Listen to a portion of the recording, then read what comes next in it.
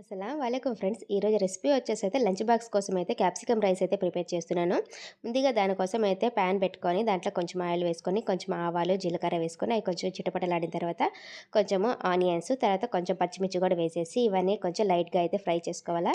ఇవన్నీ కొంచెం బాగా ఫ్రై అయిపోయిన తర్వాత కొంచెము టమోటా కూడా వేసేసి, కొంచెం కరివేపాకు కొంచెం ఇలా కలుపుకొని తర్వాత మూత పెట్టేసి అయితే కొంచెం బాగా మగ్గనివ్వాలండి. ఈ బాగా మగ్గిపోయిన తర్వాత కొంచెము అల్లం వెల్లుల్లి పేస్ట్ వేసి ఇది కూడా పచ్చి వాసన పోయేంత వరకు అయితే బాగా ఫ్రై చేసేసుకోవాలా. ఇలా అయిపోయిన తర్వాత నేనైతే క్యాప్సికమ్ తీసుకొని ఇలాగ సన్నగా అయితే కట్ చేసేసుకొని కొంచెము ఉప్పు, పసుపు, కారం, కొంచెం గరం మసాలా వేసేసుకొని ఈ మసాలాలన్నీ కూడా ఒకసారి కలుపుకొని మూత పెట్టేసి అయితే మగ్గించుకోవాలి. మీకు కొంచెం క్రంచిగా కావాలంటే కొంచెం ఒక 2 మినిట్స్ కుక్ చేసుకుంటే సరిపోతుంది. లేక మీకు కొంచెము సాఫ్ట్గా కావాలంటే ఇంకా 5 మినిట్స్ అయితే కుక్ చేసుకోవాలి. తర్వాత రైస్ కూడా యాడ్ చేసేసి ఒకసారి మొత్తం కలిపేసి ఫైనల్గా కొంచెం కొత్తిమీర వేసి దించేయడమే. మన ఛానల్ని ఎవరైనా ఫస్ట్ టైం చూస్తుంటే సబ్స్క్రైబ్ చేసుకోండి ఫ్రెండ్స్. అలాగే లైక్ కూడా చేయండి.